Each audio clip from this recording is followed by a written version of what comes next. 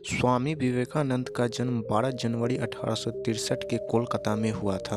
इनका बचपन का नाम नरेंद्र नाथ दत्त था।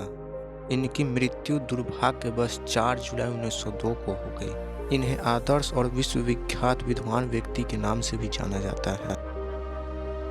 किसी दिन आपके सामने कोई समस्या ना आए, आप सुनिश्चित हो सकते हैं कि आप गलत मार्ग पर चल रहे हैं।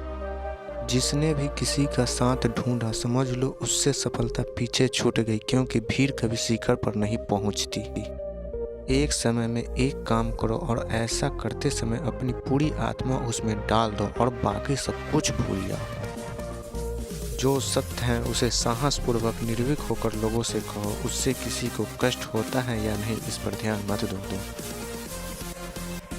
हम जितना ज़्यादा बाहर जाएं और दूसरों का भला करें, हमारा हृदय उतना ही ज़्यादा शुद्ध होगा और परमात्मा उसमें बसेंगे। हमें ऐसी शिक्षा चाहिए जिससे चरित्र का निर्माण हो, मन की शक्ति बढ़े, बुद्धि का विकास हो और मनुष्य अपने पैर पर खड़ा हो सके। जिस समय जिस काम के लिए प्रतिज्ञा करो, ठीक उसी समय पर उसे करना ही चाहिए, नहीं तो लोगों का विश्वास उठ जाता है। धर्म ही हमारे राष्ट्र की जीवन शक्ति है। यह शक्ति जब तक सुरक्षित है, तब तक विश्व की कोई भी शक्ति हमारे राष्ट्र को नष्ट नहीं कर सकती। विवेकानंद के अनुसार पढ़ने के लिए जरूरी है एकाग्रता, एकाग्रता के लिए जरूरी है ध्यान, ध्यान से ही हम इंद्रिया पर संयम रखकर एकाग्रता प्राप्त कर सकते हैं। जब तक मनुष्य के जीवन में सुख दुख नहीं आएगा, तब तक मनुष्य को यह एहसास कैसे होगा कि जीवन में क्या सही है और क्या गलत है। आप जोखिम लेने से भयभीत न हो। यदि आप जीतते हैं तो आप नेतृत्व कर सकते हैं, यदि हारते हैं तो आप दूसरों का मार्गदर्शन कर सकते हैं। लोग तुम्हारी स्तुति करें या निंदा, लक्ष्य तुम्हारे ऊपर कृपालु हो या न हो, तुम्हारा देहांत आज हो या युग में, परंतु तुम न्याय पथ से कभी भ्रष्ट न होना। विवेकानंद ने अपने अनुभव को बताते हुए ये कहे हैं कि अनेक देशों में भ्रमण करने के पश्चात मैं इस निष्कर्ष पर पहुंचा हूं कि संगठन के बिना संसार में कोई भी महान एवं अस्थायी कार्य नहीं किया जा सकता।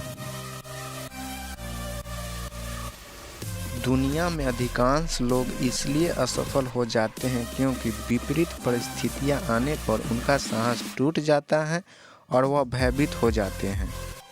संभव की सीमा जानने का एक ही तरीका है, असंभव से भी आगे निकल जाना।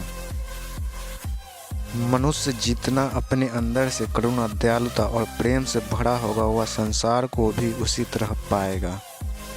तुम अपनी मंजिल को तो रातों रात नहीं बदल सकते, परंतु अपनी दिशा को रातों रात बदल सकते हो।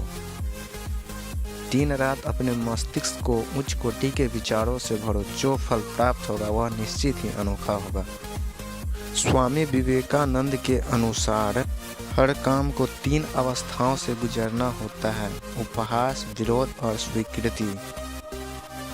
हमारे व्यक्तित्व की उत्पत्ति हमारे विचारों में है, इसलिए ध्यान रखें कि आप क्या विचारते हैं। शब्द गौण है, विचार मुख्य हैं और उनका असर दूर तक होता है।